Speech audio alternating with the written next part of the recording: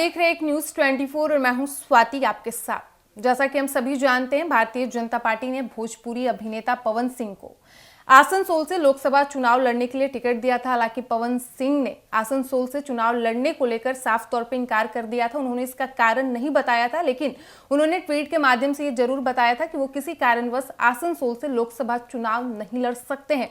वहीं इसको लेकर जब आज रक्षा मंत्री राजनाथ सिंह से सवाल किया गया कि भाजपा ने आसनसोल से भोजपुरी अभिनेता पवन सिंह को उम्मीदवार बनाया, उन्हें टिकट दिया लोकसभा चुनाव लड़ने के लिए, लेकिन इसके बावजूद भोजपुरी अभिनेता पवन सिंह ने अपनी उम्मीदवारी क्यों छोड़ी, तो इस पर रक्षा मंत्री राजनाथ सिंह ने प्रतिक्रिया दिया है और उन्होंने क्या कुछ कहा है हम इस खबर में विस्तार से जानेंगे। साथ ही आपको बता दें कि अब पवन सिंह आसनसोल से तो चुनाव नहीं लड़ेंगे, उन्होंने साफ तौर पर इंकार कर दिया है। लेकिन भारतीय जनता पार्टी ने अगला चुनावी मैदान भी तय कर लिया है कि वो पवन सिंह को कहां से चुनाव मैदान में उतारेगी, इसलिए खबर के अंत तक बने रहिएगा। रक्षा मंत्री राजनाथ सिंह समाचार चैनल एनडीटीवी के डिफेंस समिट में बोल रहे थे। इसी दौरान उनसे सवाल किया गया कि आसनसोल से बीजेपी के उम्मीदवार घोषित किए गए पवन सिंह ने एक दिन के अंदर अपना नाम वापस क्यों ले लिया। राजनाथ सिंह ने इस पर कहा कि हमें कुछ करने की जरूरत नहीं पड़ी, उन्होंने खुद ही चुनाव न लड़ने का निर्णय लिया।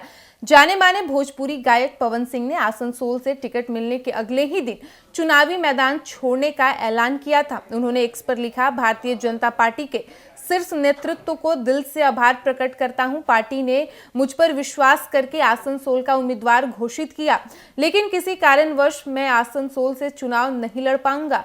आसनसोल से सीट से पवन सिंह का नाम आते ही तृणमूल कांग्रेस नेताओं ने पवन सिंह के पुराने गीतों का हवाला देते हुए उनकी जमकर आलोचना शुरू कर दी थी। सोशल मीडिया पर ऐसे तमाम पोस्ट सामने आने लगे जिनमें पवन पर महिला विरोधी गीत गाने और बंगाल की महिलाओं के प्रति अश्लील नजरिया अपनाने के आरोप लगाए गए। साथ ही बता दें कि लोकसभा चुनाव के लिए भारतीय जनता पार्टी 195 उम्मीदवारों के नाम वाली पहली लिस्ट जारी कर दी है। हालांकि लिस्ट जारी होने के बाद कुछ नेताओं में नाराजगी की बात भी निकलकर सामने आ रही है। इस बीच जो खबर निकलकर सामने आ रही है वो बेहद चौंकाने वाली है। दरअसल लोकसभा चुनाव में इस दफा भाजपा 75 साल के आसपास के कुछ कैंडिडेट का टिकट काटने जा रही है। इनमें एक नाम की चर्चा काफी ज्यादा हो रहा है, वो नाम है धनबाद से सांसद पशुपति नाथ का। जी आपको बता दें कि सूत्रों से मिली जानकारी के अनुसार भाजपा धनबाद से सांसद पशुपति नाथ का इस बार टिकट काट सकती है। सबसे बड़ी बात यह है कि सीट पर Bhajpa Bhojpuri superstar singer actor Pawan Singh को चुनाव मैदान में उतारने की तैयारी में है। बता दें कि आसनसोल से टिकट मिलने के बाद पवन सिंह ने लोकसभा लड़ने से इंकार कर दिया था, जिसके बाद उन्होंने दिल्ली जाकर भारतीय जनता पार्टी के राष्ट्रीय अध्यक्ष जेपी नड्डा से मुलाकात भी की थी। भाजपा सूत्रों की माने तो भोजपुरी सुपरस्टार पवन सिंह को अब धनबाद सीट से चुनाव मैदान में उतारने की तैयारी चल रही है। कहा जा रहा है कि पवन सिंह से जब आसनसोल का टिकट लौटाने की वजह पूछी गई तो उनका कहना था कि वो इस सीट से कंफर्टेबल महसूस नहीं कर रहे हैं। सूत्रों के अनुसार पवन सिंह बंगाल के बारे में अधिक जानकारी नहीं रखते हैं और बंगाल के लोग भी उनके बारे में अधिक जानकारी नहीं रखते हैं। ऐसे में सिर्फ कुछ दिनों का चुनाव प्रचार कर जीत हासिल करना काफी मुश्किलों से भरा होने वाला था।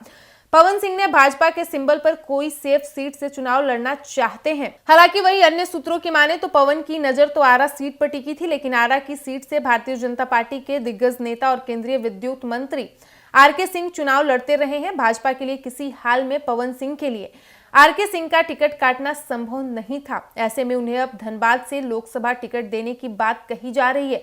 सूत्रों की माने तो पवन सिंह इस सीट से चुनाव लड़ने के लिए तैयार भी हो गए हैं।